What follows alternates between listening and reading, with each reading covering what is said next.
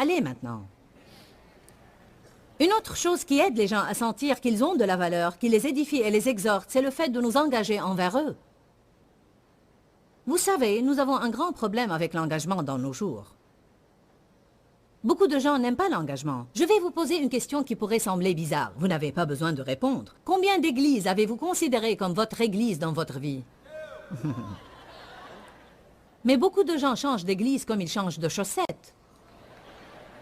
Écoutez cette histoire amusante. Il y avait un homme qui a été sauvé sur une île lointaine. C'est une histoire fabriquée, mais elle est vraie. Je veux dire, elle enseigne de vrais principes. C'est ce que je voulais dire. Cet homme-là est resté sur cette île tout seul pour des années et des années. Il a fait naufrage sur une île déserte et tous les passagers sont morts, alors il est resté seul sur l'île. Et quand on l'a sauvé, il avait fabriqué 3 grandes huttes. Et quand on lui a dit, c'est quoi ces bâtiments, il a dit, celui-là est ma maison. Et celui-là, il a dit, c'est mon église. Et l'autre là-bas, ça c'est l'église à laquelle j'allais, mais je l'ai quittée maintenant.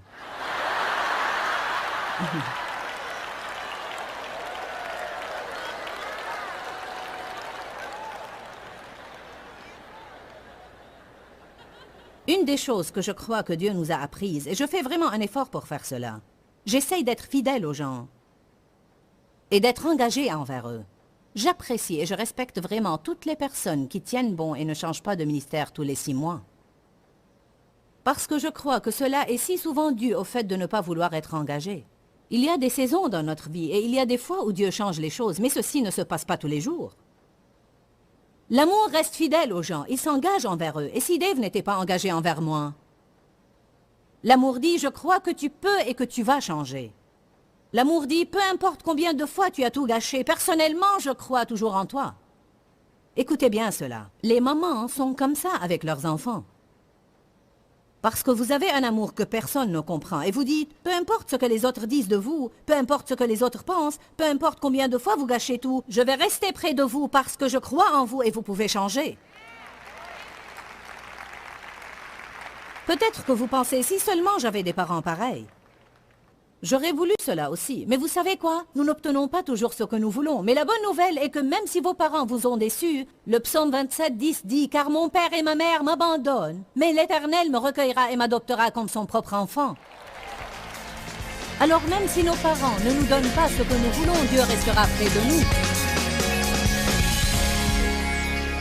L'amour édifie, l'amour ne décourage pas les gens. Pas tout le monde a le don d'exhortation dans sa nature. Et pas tout le monde a le don d'édifier les gens tout le temps. Mais nous pouvons apprendre à faire cela. De nature, je ne tends pas à exhorter, mais à travers les années, j'ai appris combien les relations pourraient se consolider si seulement on essayait de dire aux autres des choses qui feront qu'ils se sentent bien dans leur peau.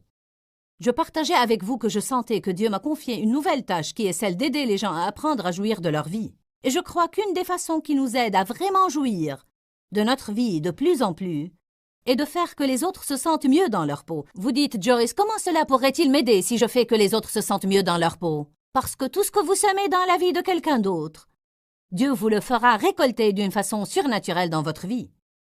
Je crois que nous devons semer en faisant que les autres se sentent bien dans leur peau, et une joie ineffable et glorieuse sera libérée dans notre vie. Je veux que vous vous rappeliez qu'il y a la vie dans la parole de Dieu, que Dieu vous aime, et qu'il a un merveilleux plan pour votre vie, et il veut que vous jouissiez de chaque jour de votre vie.